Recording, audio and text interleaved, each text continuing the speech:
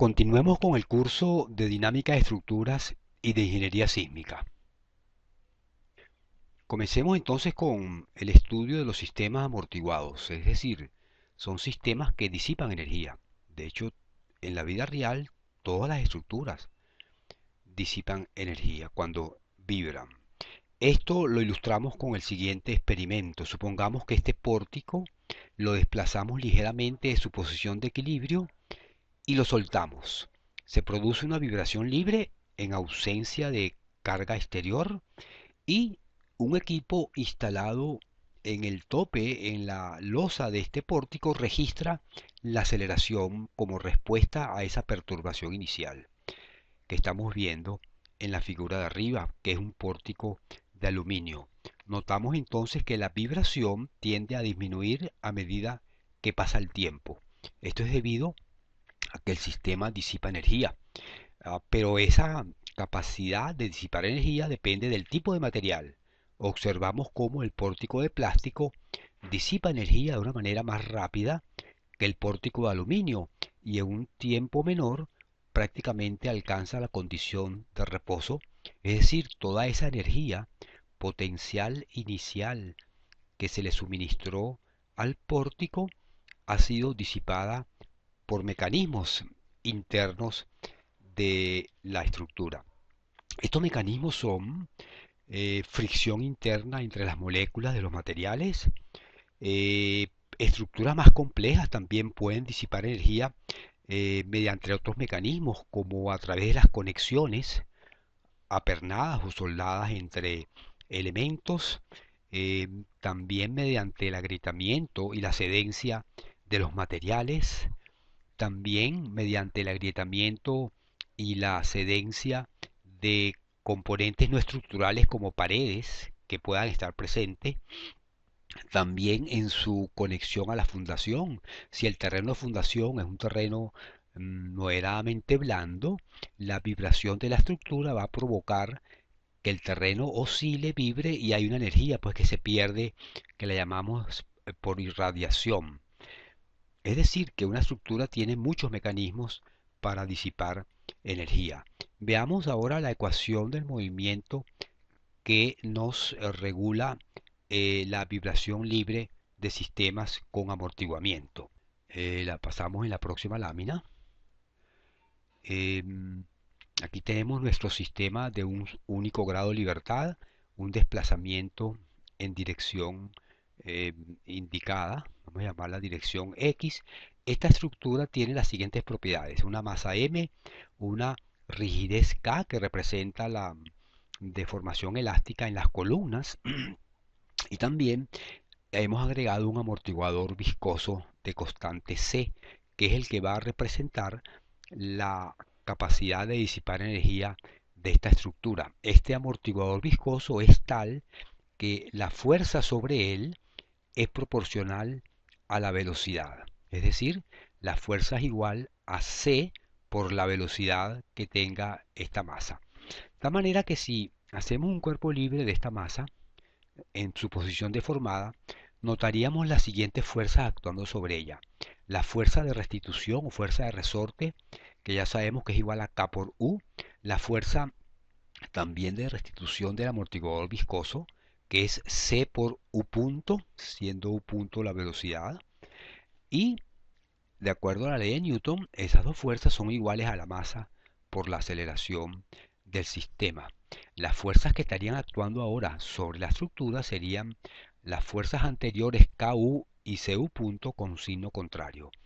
La ley de Newton nos dice que esas tres fuerzas están en equilibrio, con lo cual nuestra ecuación diferencial queda mu dos puntos más cu punto más k por u igual cero, masa por aceleración más c por velocidad más k por desplazamiento igual cero.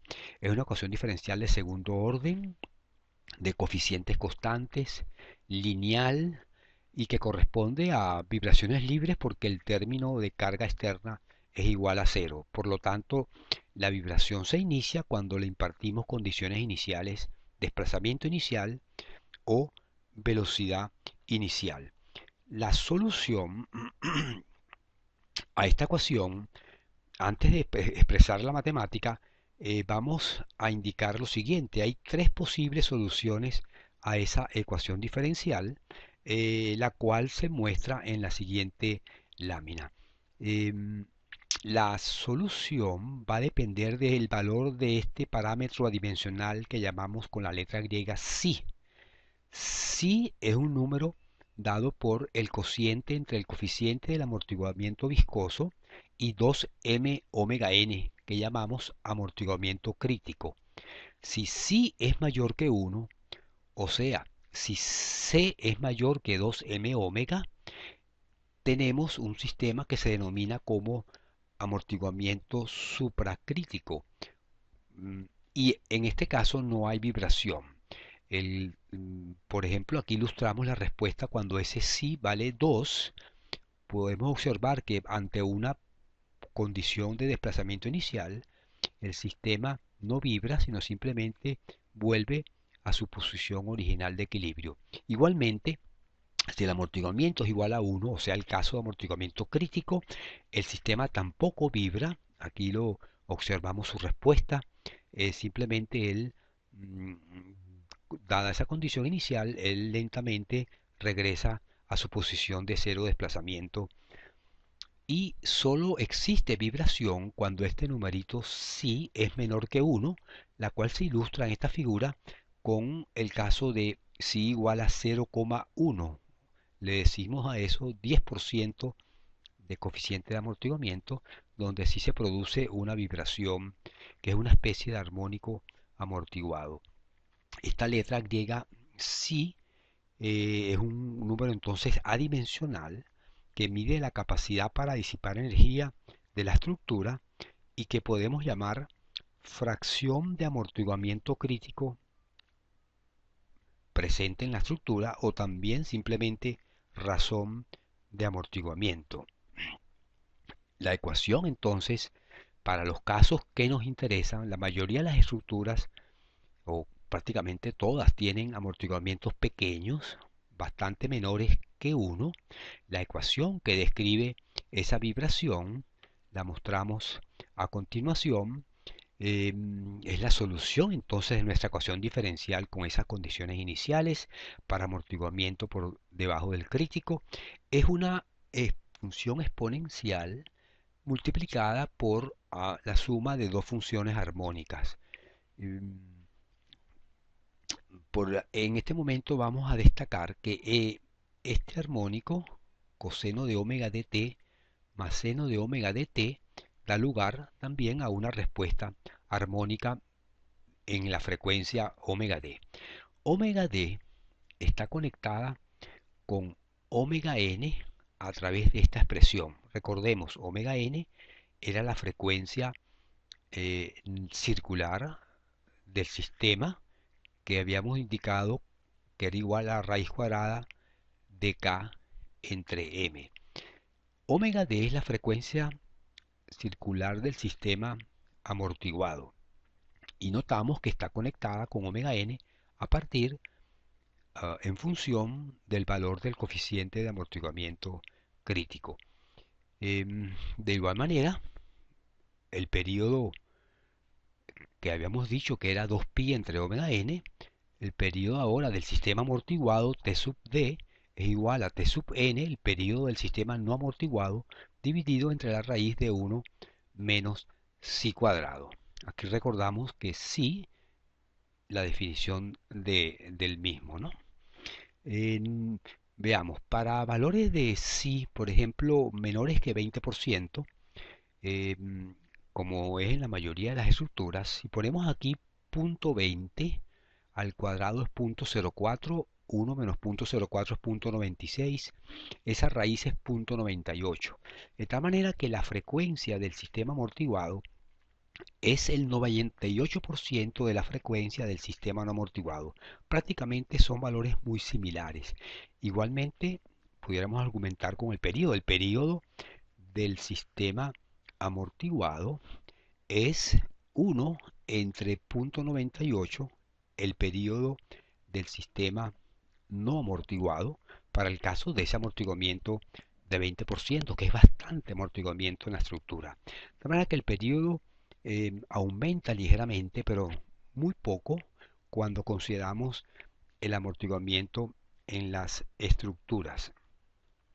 Esta similitud del periodo del sistema amortiguado y no amortiguado lo ilustramos en la siguiente lámina, donde hemos graficado la vibración libre para 5% de amortiguamiento con el caso en el cual no existe amortiguamiento. De manera que aquí estaríamos comparando el periodo del sistema no amortiguado con el periodo del sistema amortiguado, y prácticamente la diferencia es despreciable para propósitos prácticos. Digamos por los momentos que 5% es un valor característico del amortiguamiento en estructuras, 0,05, incluido en muchas normas para el diseño sísmico de edificaciones.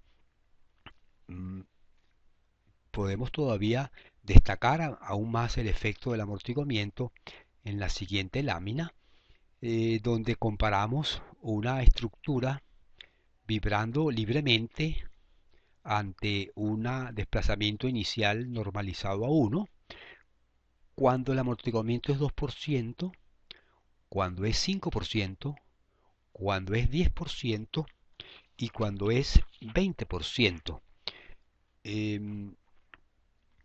¿Qué podemos destacar? Observen que la que tiene poco amortiguamiento, 2%, requiere un número importante de ciclos para disminuir la amplitud de vibración. La que tiene 20%, prácticamente en 1, 2, en 3 ciclos ya desaparece la vibración, en comparación con la que tiene 2%, que contaríamos 1, 2, 3, 4, 5, 6, aproximadamente 20, 15, 20 ciclos para que se produzca una disminución importante de la vibración.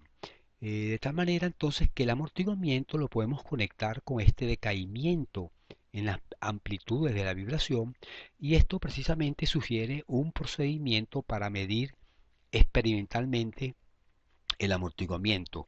Ese procedimiento lo vamos a llamar ensayo o prueba de vibración libre. Vamos a ver cómo funciona. Mostramos de nuevo, obviando la demostración, que es muy sencilla a partir de las ecuaciones anteriores, mostramos el resultado de esto.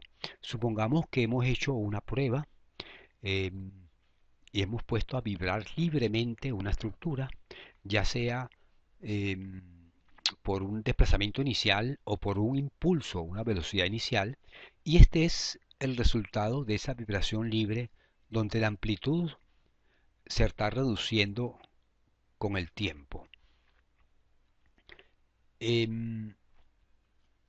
Se puede demostrar que si esta es la amplitud que llamamos UI, y puede ser una amplitud en términos de desplazamiento, velocidad o aceleración, aquí la ilustramos con um, aceleración, puesto que las aceleraciones son más fáciles de medir que los desplazamientos. UI y un número de ciclos posteriores, 1, 2, 3, 4 ciclos posteriores, tenemos U de I más 4. Si decimos que hemos completado 4 ciclos para llegar hasta acá, pudiéramos calcular el amortiguamiento a partir de la siguiente expresión. Psi es igual a 1 sobre 2pi por J, en este caso J es 4, por el neperiano de la amplitud en I entre la amplitud en I más J, en este caso I más 4. Bien, veamos entonces un ejemplo del cálculo del amortiguamiento de una estructura. Eh, Veamos la figura que ya mostramos previamente de la vibración libre del pórtico de plástico. Le impartimos un desplazamiento inicial y registramos la aceleración en el tope, y este es el resultado de esa prueba. Vamos a calcular no solo el amortiguamiento de esta estructura, sino también vamos a calcular el valor del periodo de vibración. Hemos marcado dos puntos, el punto amplitud 1 de aceleración 0,915 G en el tiempo 1,11 segundos y el 10 ciclos después marcamos la amplitud U11, la aceleración a 0,076 G en el tiempo 3,844 segundos. Es evidente que de aquí podemos calcular el periodo de vibración. Vamos a promediar en esos 10 ciclos de respuesta.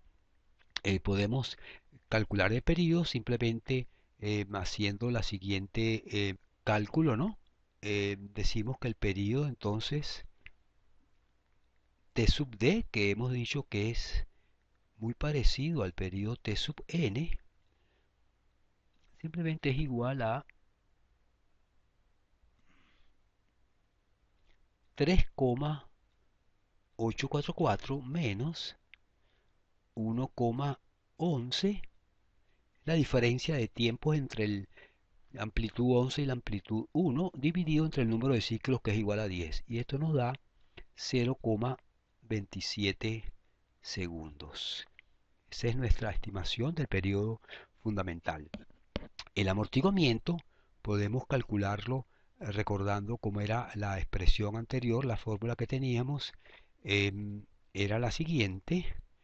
El amortiguamiento era igual a 1 sobre 2pi, el número de ciclos, en este caso 10, multiplicado por el neperiano de la amplitud U1 entre la amplitud U1 más 10, que es la amplitud U11. Veamos, pongamos esa fórmula y calculemos el valor del amortiguamiento. Entonces, podemos decir que psi es igual a 1 sobre 2pi por 10, que es 20pi, que multiplica al neperiano de 0,915, la amplitud en el ciclo 1, dividido entre 0,076 G, que es la amplitud en el ciclo 11. Y esto nos da 0,0396, el cual podemos redondear a 0,04, o sea 4% de amortiguamiento. O sea que podemos entonces decir que nuestra estructura tiene aproximadamente 4% de amortiguamiento, con un periodo de 0,27 segundos. El otro ejemplo es el del pórtico de aluminio, el cual se lo dejamos a ustedes para que verifiquen que el periodo de esta estructura de aluminio es 0,23 segundos y el amortiguamiento 0,00236, el cual es porcentaje 0, aproximadamente 0,24%. Retomando nuestro ejemplo anterior, donde calculamos un periodo de 0,27 segundos, volvamos brevemente al cálculo para agregar lo siguiente. La frecuencia de vibración F sub n es igual al inverso del periodo de vibración, y esto nos da un valor de 3,7 ciclos por segundo, que también se expresa como hertz. Y la frecuencia circular omega n es igual a 2pi sobre T sub n, lo cual es igual a 23,27 radianes sobre segundo, o algunas personas se refieren a él como segundos a la menos 1. De tal manera que de esa estructura podemos decir que su periodo fundamental es 0,27 segundos, su frecuencia fundamental como inverso del periodo es 3,7 Hz y su frecuencia circular fundamental es 23,27. Las tres cantidades expresan lo mismo, am, pero algunos autores trabajan con unos y otros autores trabajan con otros. En las normas sísmicas es usual trabajar con periodo de vibración.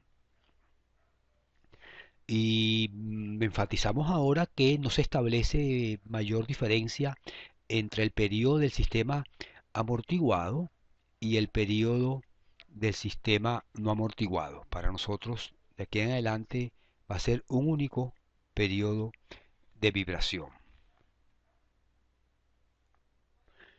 Veamos otro ejemplo, resultados de las mediciones hechas en un edificio de 5 niveles. Am, Son pórticos de concreto armado rellenos con paredes de bloques.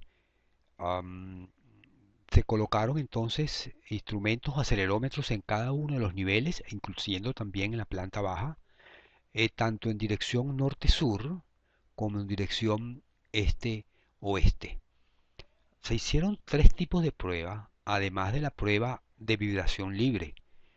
Una segunda prueba de vibración forzada armónica, colocando un equipo que genera carga armónica tanto en dirección norte-sur como en dirección este-oeste. Y también pruebas de vibración ambiental. Simplemente la vibración que introduce sobre el edificio el ruido ambiental, el tráfico, el uso, las personas, etcétera. Son pruebas con diferentes amplitudes de vibración.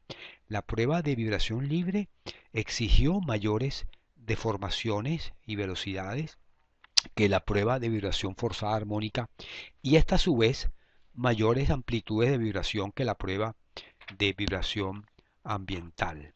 Los resultados de la prueba de vibración libre lo mostramos en la siguiente lámina. Vemos la aceleración en cada piso, desde el piso 5 hasta la planta baja, en la dirección norte-sur. Notamos que también en la planta baja hay una vibración importante producto de la flexibilidad del terreno de fundación. El sistema comunica energía, al vibrar comunica energía que se irradia hacia el sistema de fundación. Estas escalas no son las mismas, de manera que la amplitud de la vibración en la planta baja es aproximadamente la mitad de la amplitud en el piso 1. Podemos mostrar esto en el dominio de la frecuencia. Estas son registros de amplitud de aceleración en el tiempo. Aquí pudiéramos aplicar las técnicas que hemos mostrado previamente para medir el periodo y para medir el amortiguamiento, pero también hay unas técnicas un poco más poderosas que trabajan en el dominio de la frecuencia, calculando las transformadas de Fourier de cada una de estas funciones del tiempo, que la mostramos en la siguiente gráfico. En este caso, de nuevo del piso más alto hacia la planta baja, mostramos la amplitud de la vibración como una función de la frecuencia en Hertz. Podemos apreciar un gran pico presente en todos los niveles que corresponde al periodo fundamental de vibración. Aproximadamente, si esto es 25, esto corresponde aproximadamente a 5 Hz, pero también hay un segundo pico que se muestra sobre todo en los niveles inferiores a una frecuencia de aproximadamente 17 Hz. Am, Veamos los resultados en esta tabla. Am, Veamos, el modo 1, lo que llamamos el periodo o frecuencia fundamental de vibración, en la dirección norte-sur varía entre un 4,69 para vibración libre, aumenta ligeramente en el ensayo de vibración forzada.